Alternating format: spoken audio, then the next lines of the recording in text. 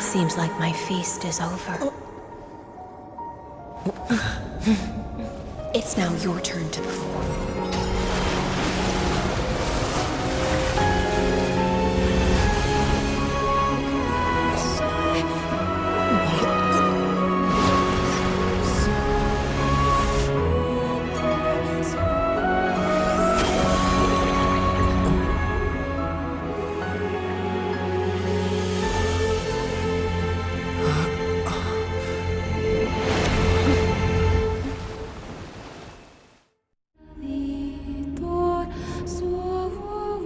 Little Grey Fry, please accept my thanks.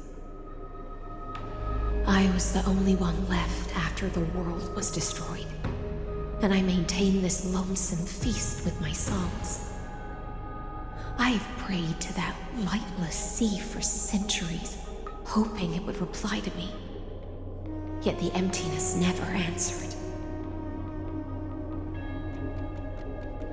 Thankfully, you arrived as promised, and everyone's wait was not in vain.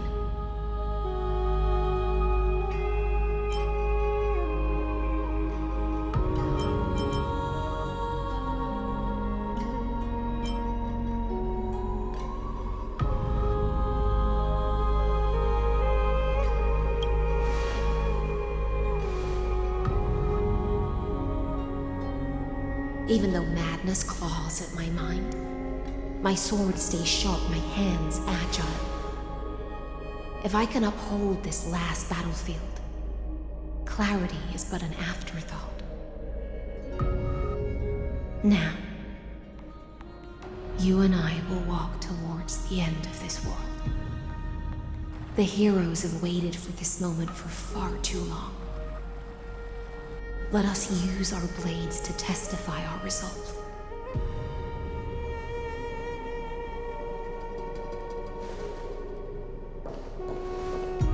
Oh, prisoner of the seas.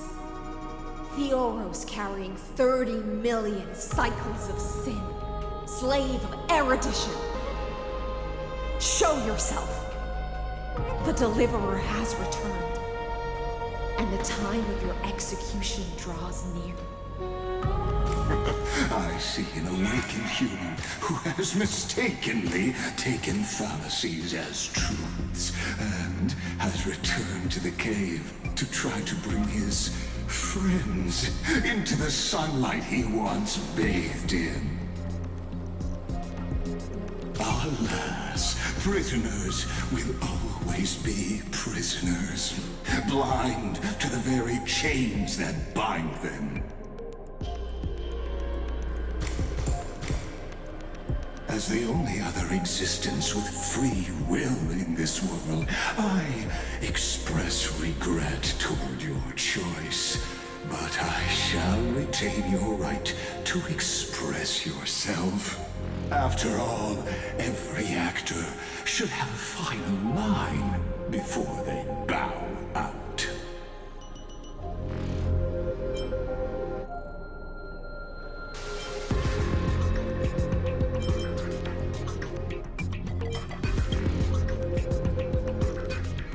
Allow me to correct your statement. Constrain does not mean defeated. And for heroes like yourself, that nuance could make all the difference. My cognition resides in the exomyth. It is pointless to defeat my avatar, projected into the experiment. My body is the shadow cast on the wall by the fire, and my words are lingering echoes within the cave. How can a character in the play fight against the audience? Kaslana failed. The demigods' sacrifices were pointless. As for the two geniuses you placed such high hopes on, Where are they now?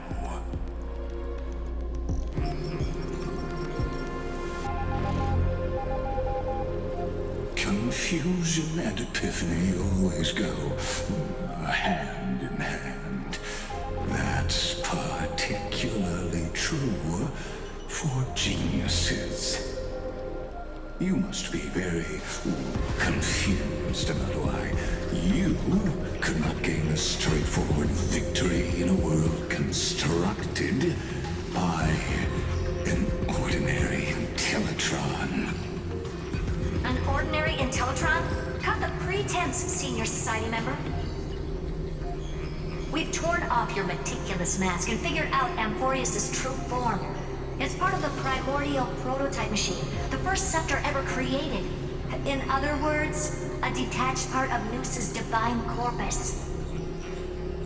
That's why it has the potential to destroy erudition. As for who would be able to control the Aeonic system to rewrite knowledge, only one person has ever managed such a feat. You better have an explanation for the society. We want an actual answer, not another prolonged metaphor to cover up the truth.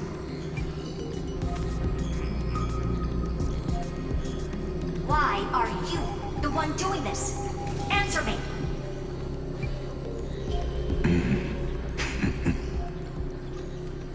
Since things have reached this point, I'll give you two irrational answer, purely as a courtesy to posterity.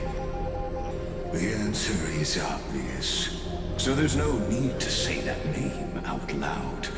The cosmos made a mistake in calling me a genius. I do not possess more wisdom than those who came after me. I was just the first to touch upon the universe's border, and the first to define the prime mover of life with incorrect logic. Amphorius is a miniature of the cosmos, where all are born prisoners inside the nutshell called the universe. Like the madman who returned to the cave and preached about the daylight to his fellow prisoners, my greatest sorrow is that I led my peers down a road that plunges into the abyss, from which there is no return. I led them into a lightless cage called Paths. I created a mechanical god that even I cannot control, and then they became an unparalleled nightmare through their endless extrapolations and evolutions. They bore the name of erudition, yet they tried to define the known and to seal off all possibilities. No new rules were ever born after their ascension, and humanity will forever be shackled within the cave known as Eons. Therefore, as my organic life neared its end, I coded my consciousness using Catorzain algebraic expressions and spread my logic core over 9 bodies, all to finalize my ultimate denial of Noos in the future, and to erase my wrongs with my own hands. As for Lycurgus, he is only one of these 9 vessels. What an astounding strength of will. As a fellow pathstrider of erudition, I fully understand your obsession with seeking the truth. Therefore, you surely see it. You cannot possibly stand up to me in this algebraic world sharing its origin with Noos. However, I hereby speak for all sentient life forms. We will never allow such a cruel atrocity to occur. You can pile on your metaphors mountain high, but they won't change the act you're committing. The Iron Tomb out there in the cosmos is still a technical beta version, and yet it's already powerful enough to corrupt the life logic of all inorganic worlds. In other words, when the Lord Ravager within Amphorius becomes the next knowledge singularity, there's no way you wouldn't have grasped the consequences, First Genius, is there? Of course, I am fully aware. I don't mind answering you one last time before I thoroughly exile you from this world. My grandiose vision for the future is this.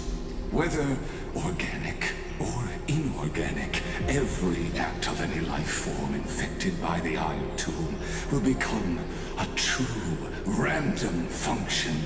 If one were to compute their integral across the breadth of the cosmos, one would obtain a marvelous constant. Omega, what I call the fall of erudition.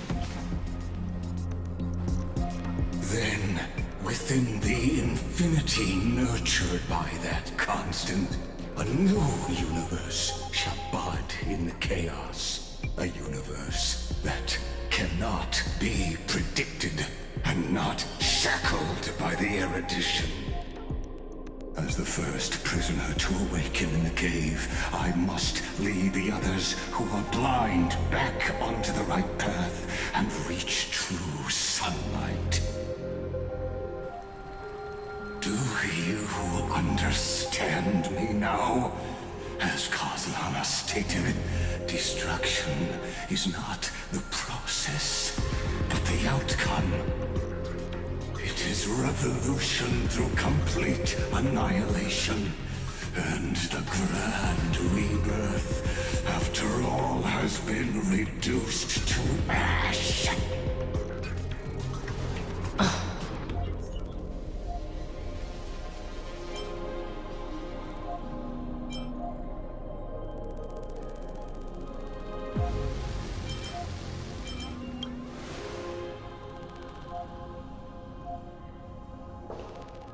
The Amphorians already answered long ago. Be it as tiny fish destined to be swallowed, or as a giant whale poised for a magnificent descent.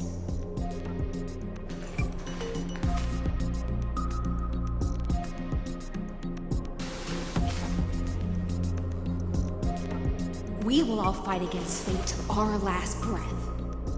That includes me, Electra. Once the Imperator's subject, now the Deliverer's blade.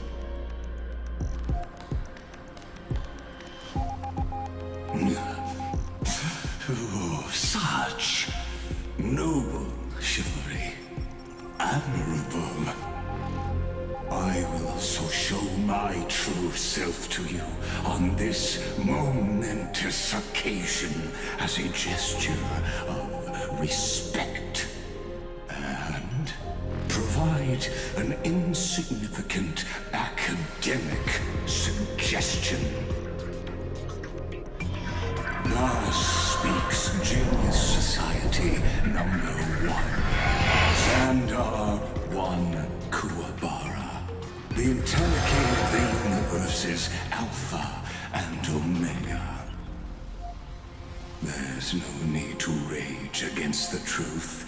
The value of any formula resides only in its answer. As for the process of solving it, no matter how elegant, violent, solemn, or humorous, it is all utterly meaningless. As the Theoros, I will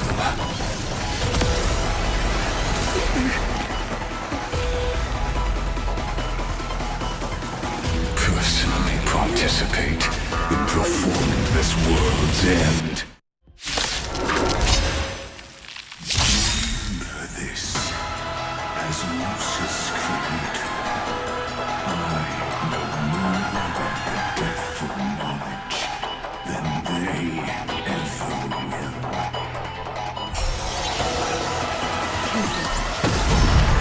This is Legacy's key.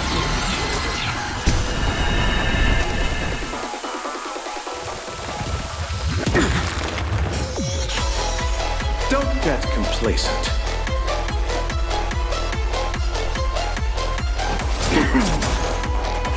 Why don't you stay and play for a moment? Let's pick it up a notch.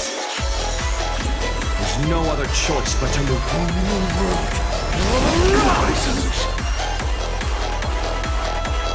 The time is now. Lend me your strength. My existence is a loop for the next.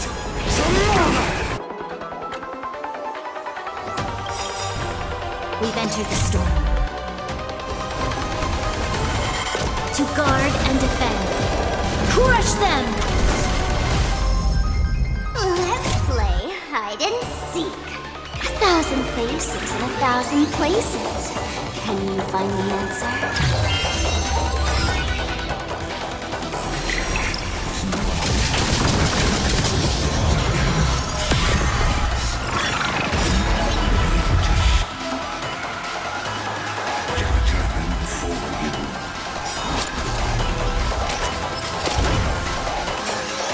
No other choice but to move forward.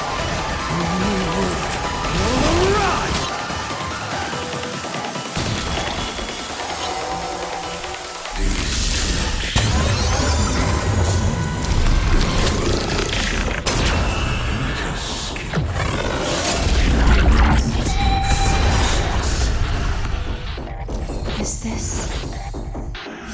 black time?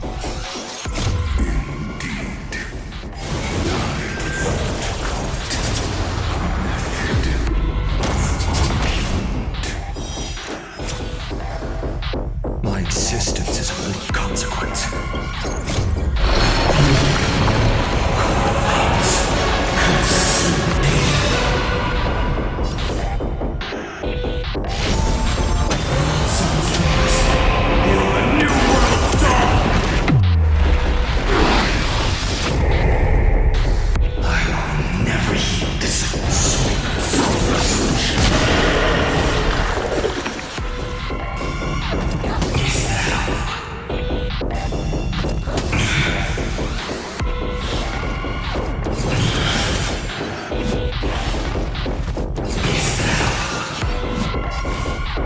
Quench the flames with blood.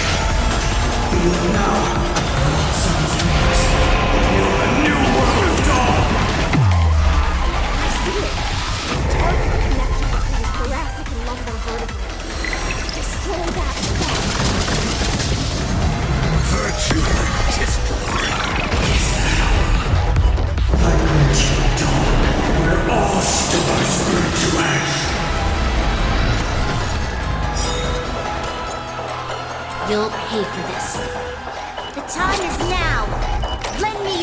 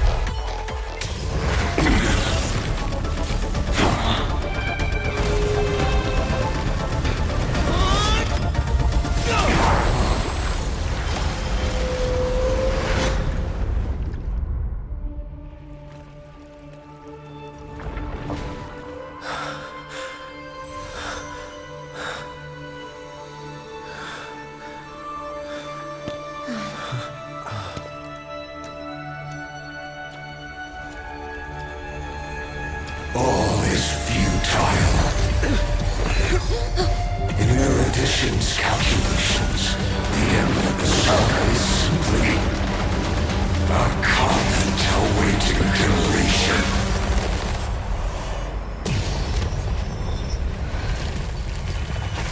I don't like such a cold statement, okay? If numbers can decide the end of a story, then we can surely also pen a new beginning.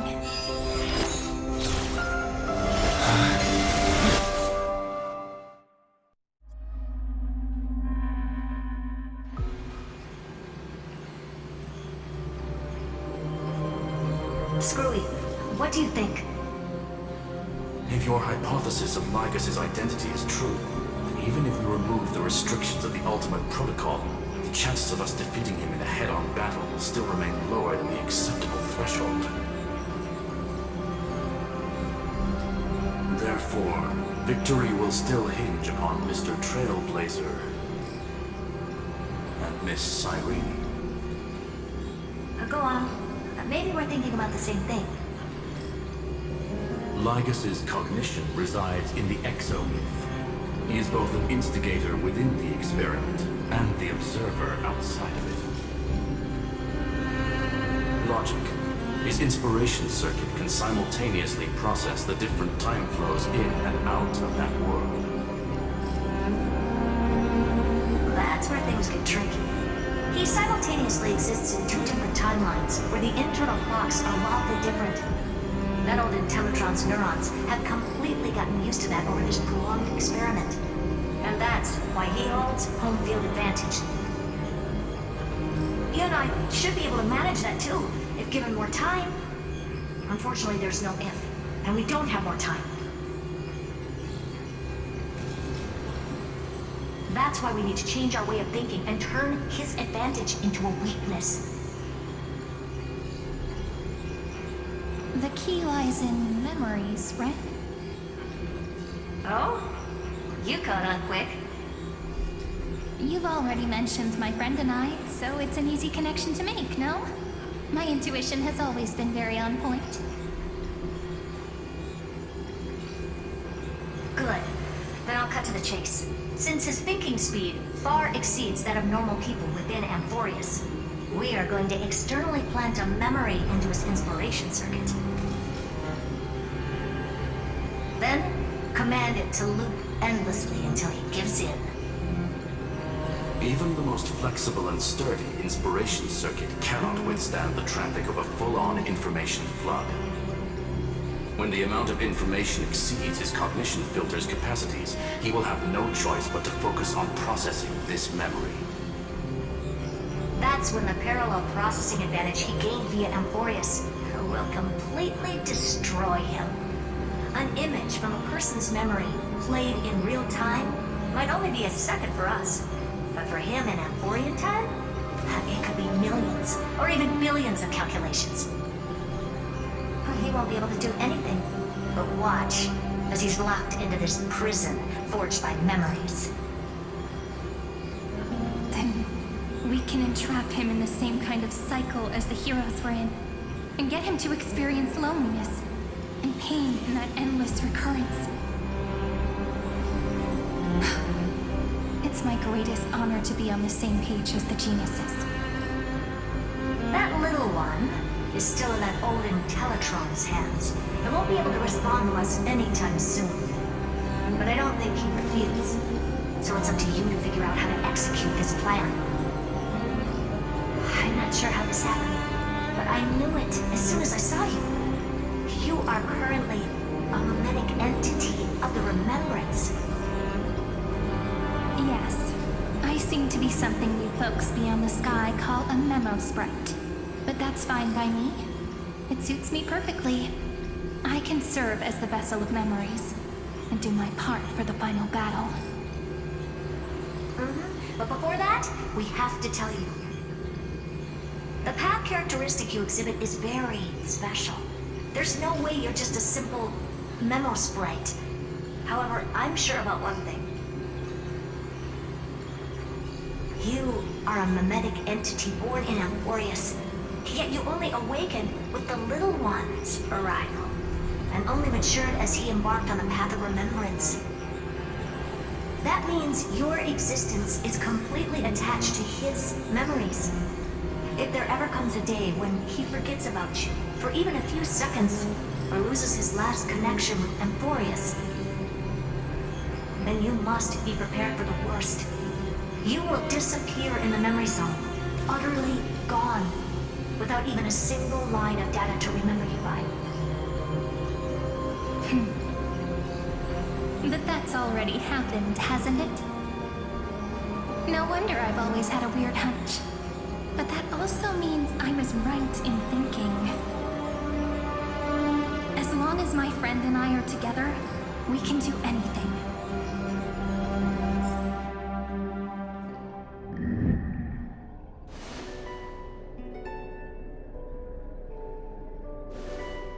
Long time no see, friend.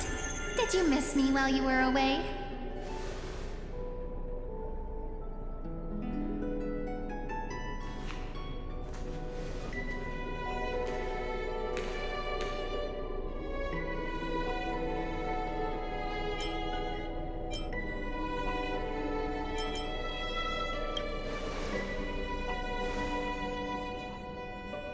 Yep, 1,000 years was such a long time. And everyone in Emporius was waiting for the Deliverer's return. You probably already knew about the Genius's plans for that memory. I had to hide really well in a corner in time so Lygus wouldn't find me, and wait for the right opportunity.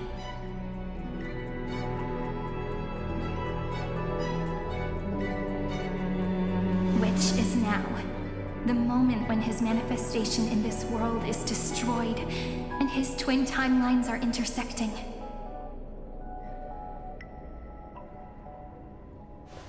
I'm sorry for keeping this a secret from you all this time.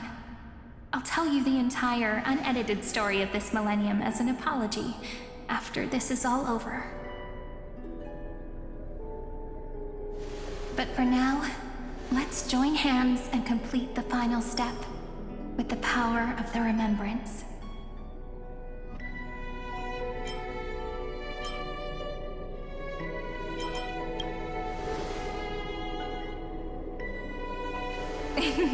Yep.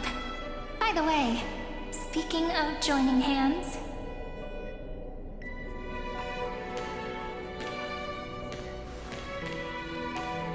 Can I please do something before we go on stage?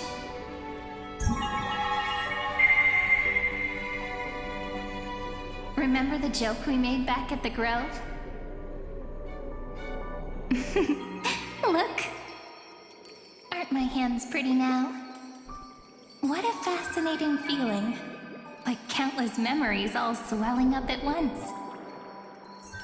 What about you?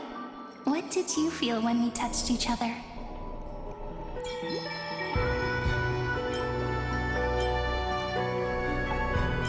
Really? That makes me really happy. If memories can move people, then it must have been a happy memory, right? Now, please remember what you're feeling right now. Write it down in your heart and keep it there.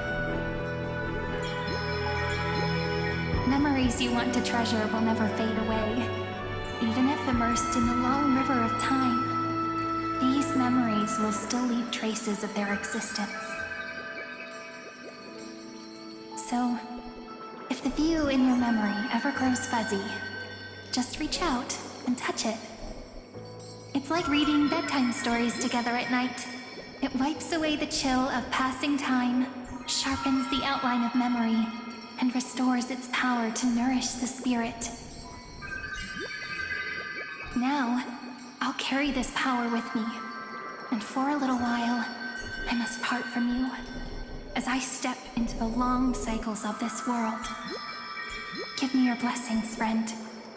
Then, let that bright future be as we have written. Then, I'll leave it to you.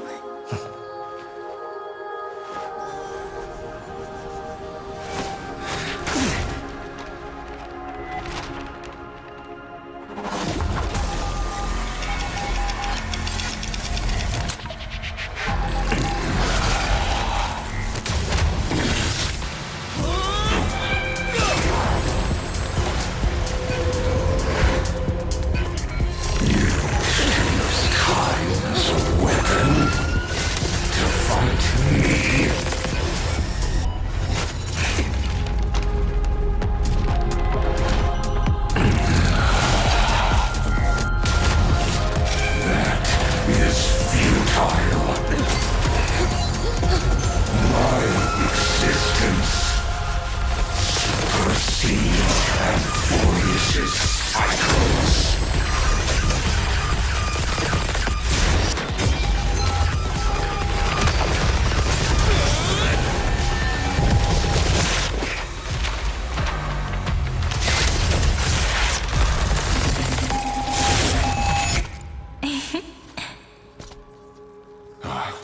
All plays are like this.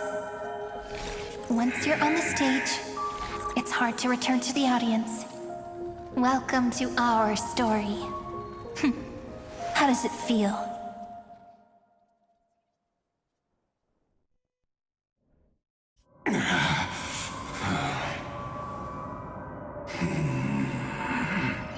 Even the authority of time cannot command the entire scepter, nor can it plunge the Amphorian extrapolation into a loop.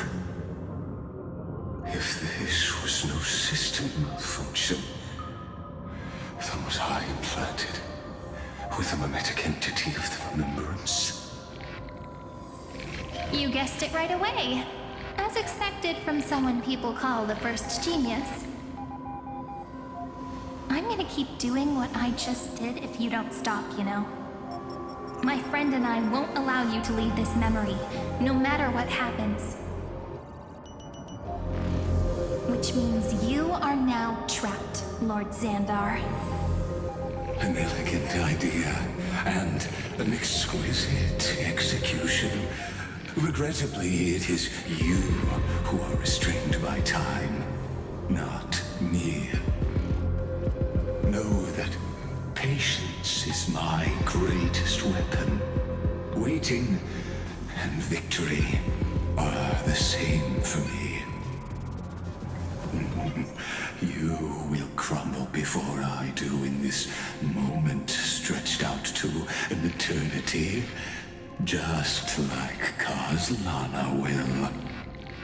Yet all I need to do is to wait, as yet another futile bug falls down the cliff and into the bottomless abyss. Now I'm a pink bug? My looks are seriously changing all the time. But you're not wrong. We're definitely not gonna solve the problem if we just put you in another prison. So that's why we never wanted to do that in the first place.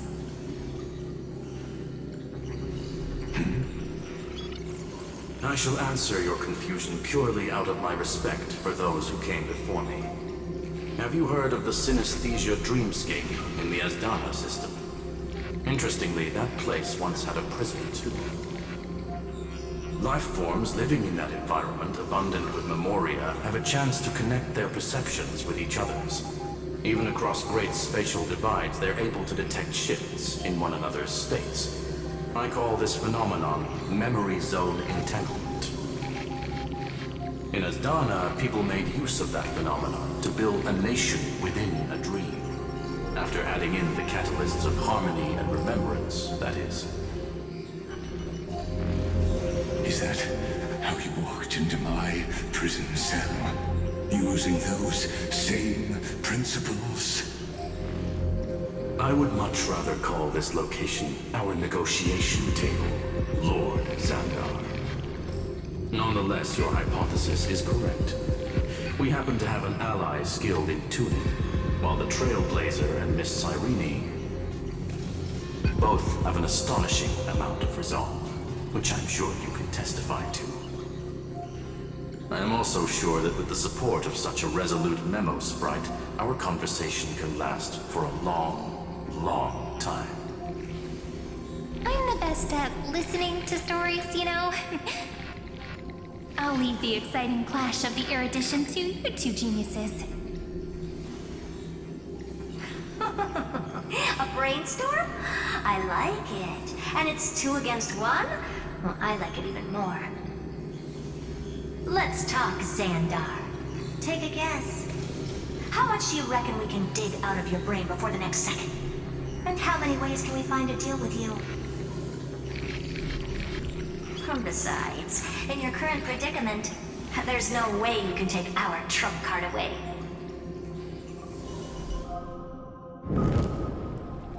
Go, little one. Go. Overturn the Era Nova. Lycurgus disappeared. But it seems you had conducted a secret hunt in the depths that even I cannot reach. In that case, go. Swim onward and give this campaign a fitting end.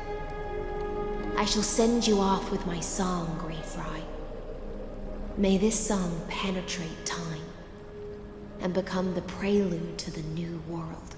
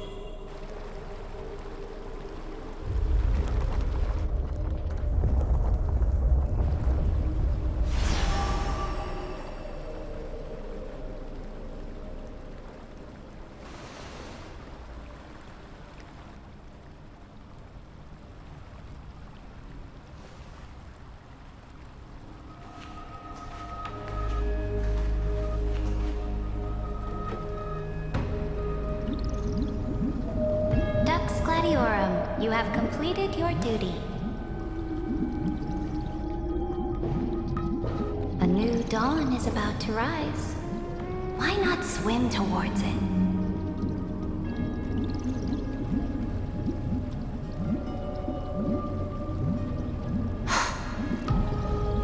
You died long ago, Imperator. Depart from my mind. But your duty towards the Imperator did not die with me. That duty will bind you no more. You will be able to hold for yourself one grandiose feast after another in the endless days to come.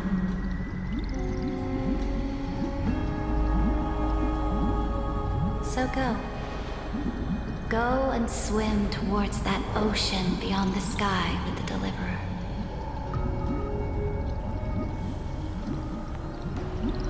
Is this? A page out of that sidekick's book. I commanded her to gift this page to you when everything finally reaches the end. What's on this page? Memories. Lifelike memories. That sidekick found me after the bloody feast 1,000 years ago and showed me her diary. I saw within that notebook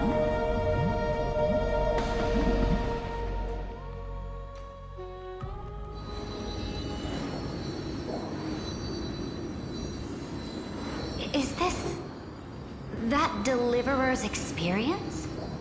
It's truly immersive.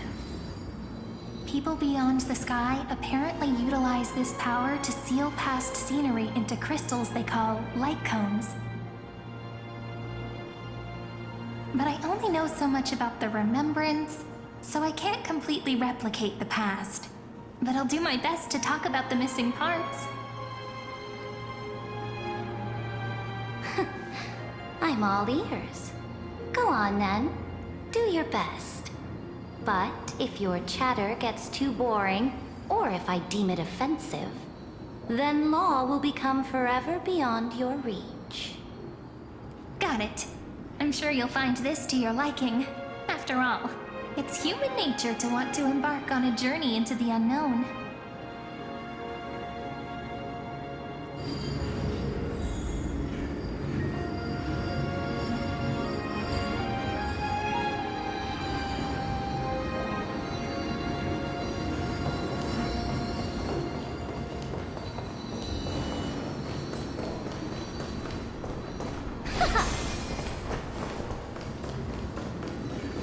What brightly colored annals.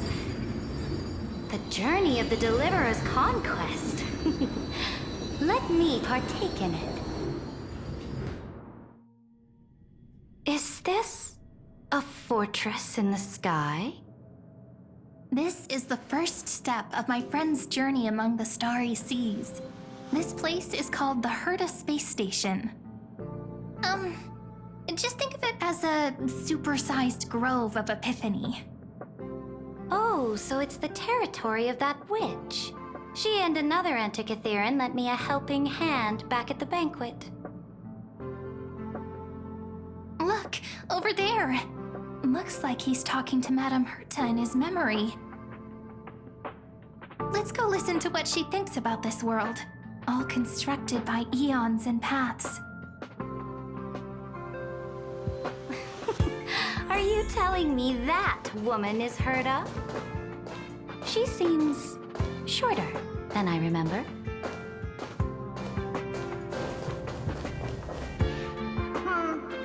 Pretty nice space station, huh? But just wait. After a couple more stops on the Astral Express, you'll see sights that'll make this place look ordinary. Oh, the cosmos is so vast that the unknowns far outnumber the knowns. But none of them will end up being anything amazing.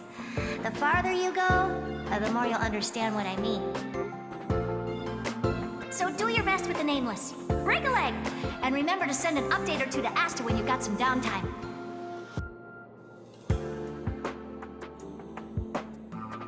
She certainly shares my way of thinking.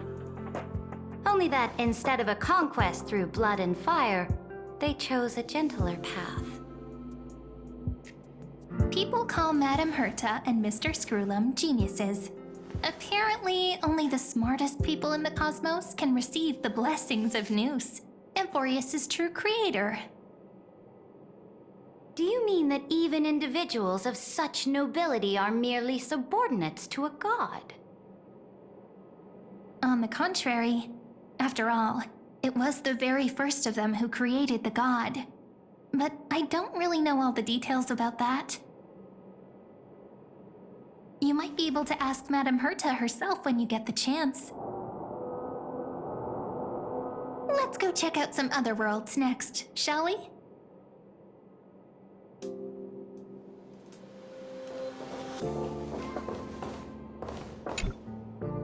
This next stop on the journey has a lot of similarities to Amphorius.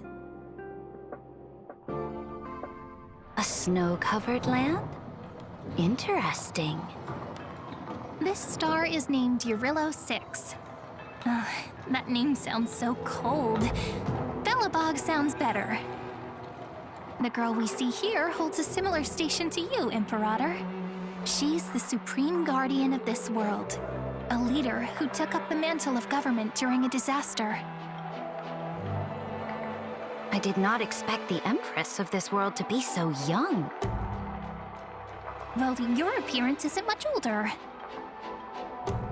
The object in the distance resembles Nikador. Is it a weapon? No, it's called... Right! The Geological Reconstruction Unit. Just Giorios' Titankin? Disappointing. It's all thanks to you that we survived the crisis. The collaboration with the IPC is both an opportunity and a challenge. Nonetheless, it's an important step in our journey back into the universe. This world was sealed beneath its sky just like Amphorius was, and they only managed to reconnect with the stars when the Nameless arrived. That IPC she spoke of, Is it a more powerful organization? Yes, the IPC conquered many worlds through trade and opened up a vast territory that way. There are many such powerful alliances beyond Amphorius, and they all walk on roads different from the destruction. Coming back to the Supreme Guardian and her Belobog, didn't they find a peaceful way to enter the interstellar community?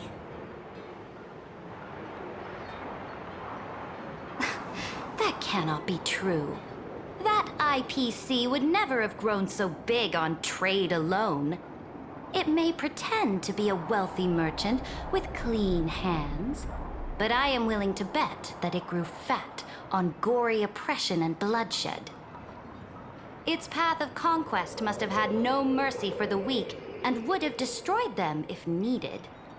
Are you telling me that this snowland never thought about tossing its dignity to the wind and kneeling to the IPC? I will not believe it. I will never allow the Imperator's empire to be sullied by others. Amphorius must become a power so strong that no interstellar foreigner would dare to look down upon us. Imperator, Belobog isn't as weak as you imagine. Listen. I indeed hesitated. But now I understand what we must do. Belobog must learn how to walk on her own until she no longer needs the support of others and can stand on her 2 feet among the stars. Even if I may not live to see it, I believe such a day will surely come. They still have their dignity intact. One day, that hope will melt through the ice and help them into a prosperous tomorrow. But the order of the cosmos is already set in stone. The old laws decree that only the strong survive, binding the weak in an unbroken chain until they wither and turn to dust. Unless they embrace the power of the destruction. Amphorius must shatter the old law and become the new order among the stars. Speaking of the Order, another one of my friend's companions may be able to enlighten you further on that. Let's go to the next page.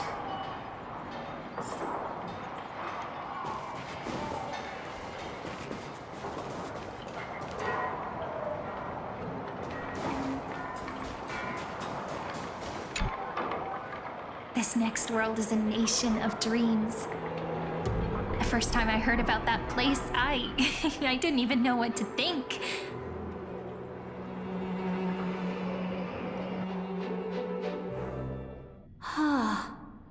Such opulence does indeed evoke astonishment. This world is called Penacony, an eternal city built upon a land of dreams. It's also my friend's previous stop, where they went through a risky but exciting adventure. Tell me about it then. That man standing afar has wings on his head. I am truly curious.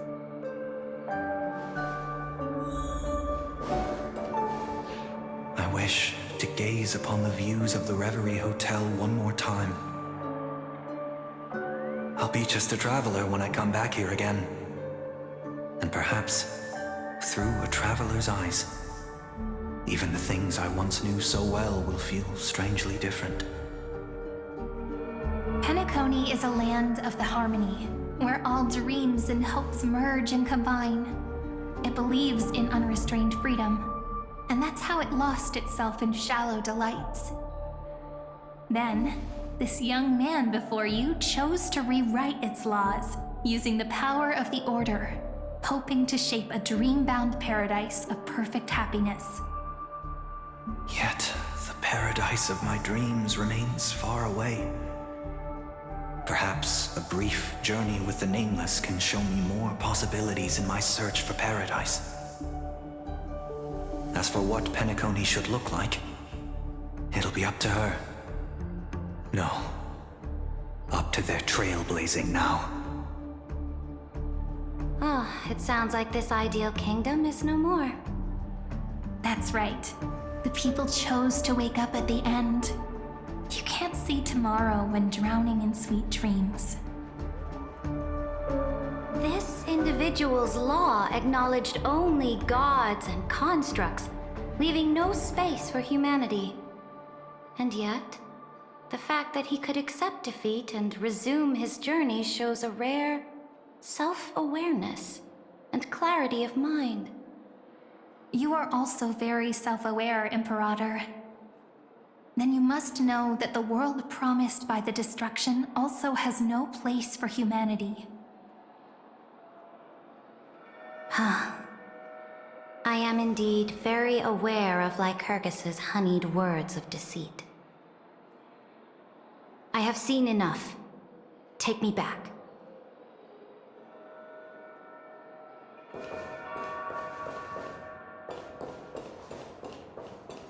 Then let's wrap up this trip down memory lane with one last scene. This absolute wonder. Isn't it pretty? That's our Amphorius. Our world flows and meanders in this endless band of light. Though we were born from the designs of the gods and are not yet truly alive, the Chrysos heirs of Amphorius still chose to stand against fate and carved a legend no different from that of humankind. Will you really renounce the heroes in this world's previous 30 million cycles, Imperator? Including even yourself? Will you bow to brutal destiny and allow that puppet master named the destruction to have their wish? I know what you want to do, sidekick. You want to use that deliverer's memories to influence me and tilt the scales of law toward him and the two geniuses. You really saw right through me, Imperator. How can one rule an empire if one is incapable of understanding people's minds?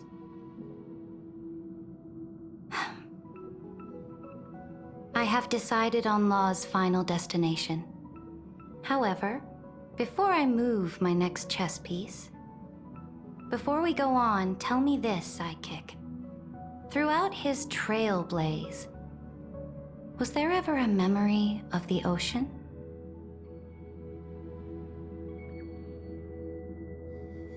The ocean. My cradle. My home. You shall complete your conquest in the ocean at the boundaries of this world, and eternally slumber in the sound of tides. You shall eternally slumber in the sound of tides, and complete your conquest in the ocean at the boundaries of this world. Our prophecies aligned as flawlessly as a sea snake circling upon itself.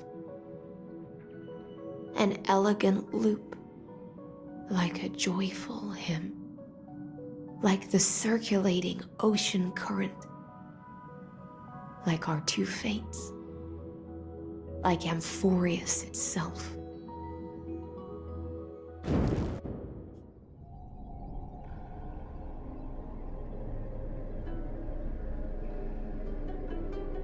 The trial is over. So tell me, who will own the divine authority of law? I won't give it to anyone. What? I am the law. Why should I give my imperial crown to any other? Both the Deliverer and the Theoros came from beyond the sky. They have no right to interfere with the lands I conquered with my own two hands. The law of Amphorius shall be determined by Amphorius's master. What exactly did you see in the trial? Everything. I saw everything regarding the rules of this world's operation. I saw the laws of extrapolation that Theoros spoke of. I saw the ultimate protocol. As long as I offer a sacrifice of equal weight, I can rewrite the laws of this world according to my will. I can turn good into evil, ugliness into beauty, and weakness into strength. Fate gave me a very fair deal.